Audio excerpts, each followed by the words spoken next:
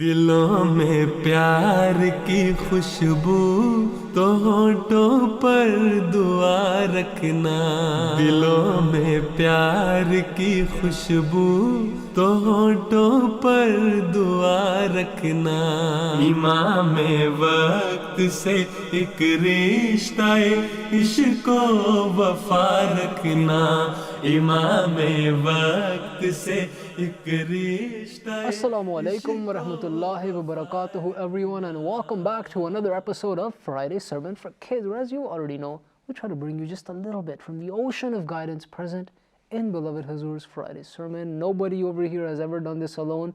Every week, helping me out are two amazing panelists. They're sitting with me right now. To my right is Tashif, to his right is Waleed. Assalamu alaikum wa rahmatullahi wa barakatuhu. Walaikum assalam, Rabbi Sahib. Jazakallah ahsan al-jazaa for being here, guys. So, dear audience, beloved Huzoor right now is in Maryland, USA, and we learned some deep, deep subjects about Islam and Ahmadiyyat this week. इस बात को हर रहमदी को अपने सामने रखना चाहिए कि अब हकीकी इस्लाम की तालीम हमें हज़रत मसीह मौऊद अलैहिस्सलाम के ज़रिए ही मिल सकती है,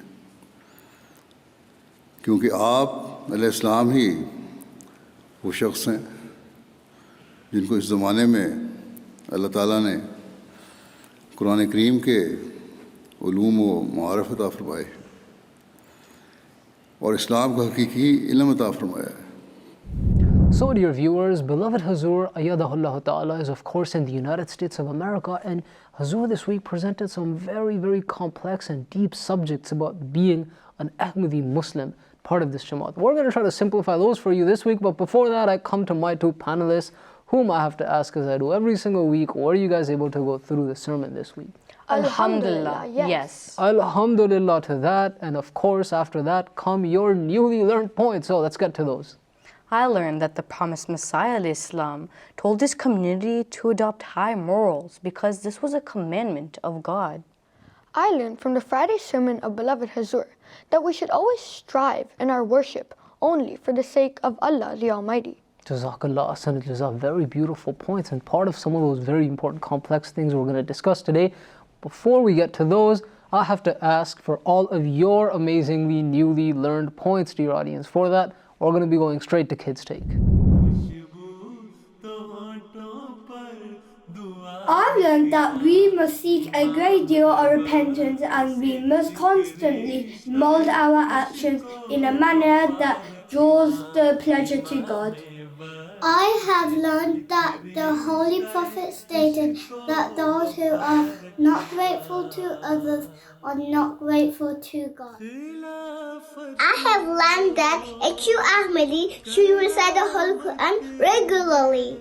I learned from the Friday sermon that if we truly wish to be grateful to God, then we must obey His commandments. Assalamu alaikum. In this week's Friday sermon, I learned that if we stay faithful, we get blessings and that our actions should reflect our beliefs. Jazakallah. Jazakallah for those wonderful points, kids. And always remember, if you don't send in your videos, we won't have anything to put on this amazing segment. So make sure you make some time next week if you forgot us this week. All right, time to get to our discussion. I know things were a little complex this week, right? I know, kids like us probably have a lot of questions this week, but we know the start was pretty simple and clear. Yes, absolutely. Beloved Huzoor started off his Friday sermon by explaining to us that as Ahmadi Muslims, Allah has enabled us and He's given us a favor of having come all the way to these countries that are very well off. They're, with a lot of facility, whereas back home in Pakistan and many other countries, we're persecuted. We're not allowed to live that freely. As Ahmadi Muslims, it's very difficult. And so we should be grateful to Allah and to these governments for giving us this place to stay. But at the same time, he said, we have something even bigger to be grateful for. That is the real reason we should be grateful, and that is Allah has enabled us to accept the Imam of the age. So as Ahmadi Muslims, we've got an even bigger responsibility. That is to learn and teach the teachings of the promised Messiah alayhi salam. But this is where things got a little complex, right? Yeah, What was that verse that Huzoor Aidahullah Ta'ala bin Nasr Aziz recited from the Holy Quran? Inna zanna. Inna dhanna la yughni min al-haqqi shay'a. Yeah, that completely went over my head. Same here. What does that exactly mean? Well, beloved Huzoor recited this verse. It's from the Holy Quran, from Surah Yunus, verse number 37. Allah is basically saying that inna dhanna, that just guesswork in things, not having actual solid knowledge of it, but just guessing it through, right, has absolutely no way of being equal to knowing the truth. That is the biggest difference. And Allah says that the promised Messiah, والسلام, Huzoor mentioned this, right, who has been sent by Allah, brought us that truthful and that right understanding of Islam in this day and age. As things were changing, people were coming up with the wrong ideas about what Islam is and what it isn't. Allah sent the promised Messiah, so we have that right understanding. So Allah tells us you have to research and try to find out the right belief. You can't just stick to the idea that, yeah, everyone's right. There has to be something wrong and something right. But after a certain degree, you have to trust Allah. You have to trust that what Allah has given us is for the best, and avoid badzanni. I was just starting to understand it all, but then you threw in that word at the end. I gotta admit, I'm on the same page here. What in the world is badzanni? A perfect time to bring in our trusted presenter, Shiraz. So Shiraz, take it away with the word of the sermon. Jazakallah Rabbi Sahab. So, the word badzanni is actually two Urdu words. The word bad, very close to its English cousin, means bad, and the word zanni means thinking. Combine the two and what you get? Thinking bad. In Islam in general, but in our Jamaat in specific, we are told by Allah to never think bad of our fellow Ahmadi Muslims. That means we should not try finding weaknesses and doubting their character or good actions, because only Allah knows what's in our hearts. But Huzoor said the same rule of avoiding badzanni applies to our relationship with Allah and His messengers. How that works is what you'll find out next. Back to you guys. Jazakallah Ahsan al-Shiraz for that wonderful explanation, and you are right, badzanni is very bad. But Murabi Sahib, how exactly does one end up doing badzanni of Allah and His messengers? Well, Waleed, Huzoor explained that an individual starts to doubt whether what Allah has said is even true or not. And this is very, very understandable for today's day and age, where a lot of people are just either becoming atheists, or they stop believing in God, or they just stop believing in the mission of the Holy Prophet ﷺ. They leave their religion. And Huzoor said that an individual just starts doubting, and that doubt, the belief that, maybe God just has no idea what He's talking about, maybe there is no God, that starts when we start thinking bad or having badzanni of Allah and His messengers, the people that He sent for the guidance. So you have to understand that to a huge extent, they've given us beautiful guidance, they've established morality, they've given us a way to live a correct life and established peace, right? And attached us with Allah.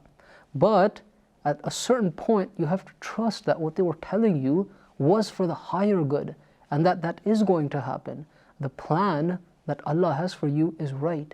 So where you start failing in that trust, that's when you start doing badzanni in reality on your own Creator. May Allah protect us all from such badzanni.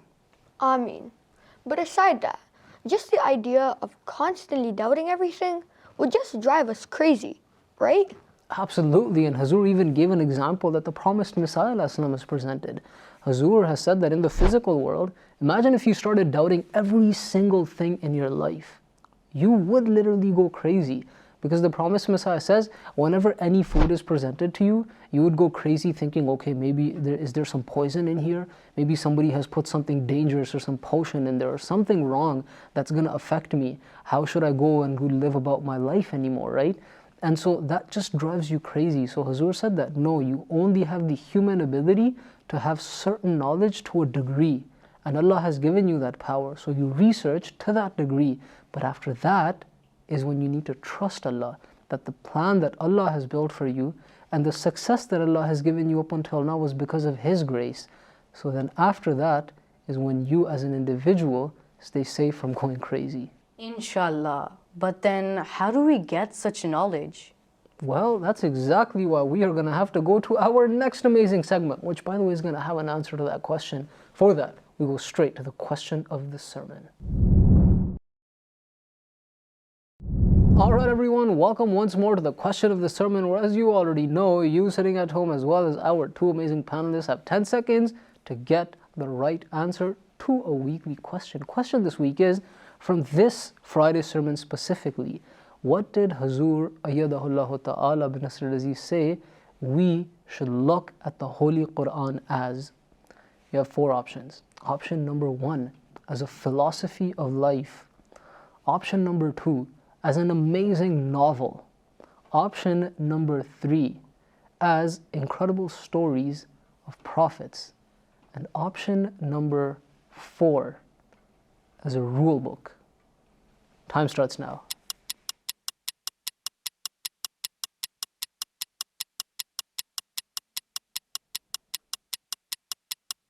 Time's up. Tashif, what do you have? I think it's number 1, philosophy of life. I also think it's number 1, philosophy of life. And your answers are absolutely correct. Alhamdulillah. You know, the best part about this point is that we actually practice our religion. Yeah, it's not just some belief we hold in our heart. We do actual work. And you know the promised Messiah ﷺ even said, and Huzoor mentioned this in this week's Friday sermon, the promised Messiah said that just doing your bayat, that's pledging allegiance and joining the Jamaat, is not enough. And guess what you need? You need actions. That's exactly how you fulfill your pledge. That's your pledge of allegiance. That's the bayat. So Huzoor, may Allah be his helper, told us that as a Jamaat, it is extremely important that we remember the mission why the promised Messiah created this Jamaat. That was to create human beings that show the highest morals. And those human beings cannot show the highest morals unless they end up caring for their weak, unless they actually look to their weak and try to help them in every way that they can. And that is something that's very important. It has to be a universal sympathy. And that is very important because that's exactly when the promised Messiah said the Jamaat is going to truly start to flourish. And I think that point that Huzoor made about that one family was very beautiful. That no matter what race we belong to, black or white, Arab or Indian, even though we are different physically, we all belong to one spiritual family. Alhamdulillah, and that too, with one spiritual father. What a wonderful point. But now I'm guessing we're coming to the end, aren't we? That Tashif is absolutely correct. So guys, take it away. Got you, Murabi Sahib. So make sure to watch the full Friday sermon. And get back to us by watching the old critical message. Did you enjoy this week's Friday sermon for kids? Want to know how you can make it even better?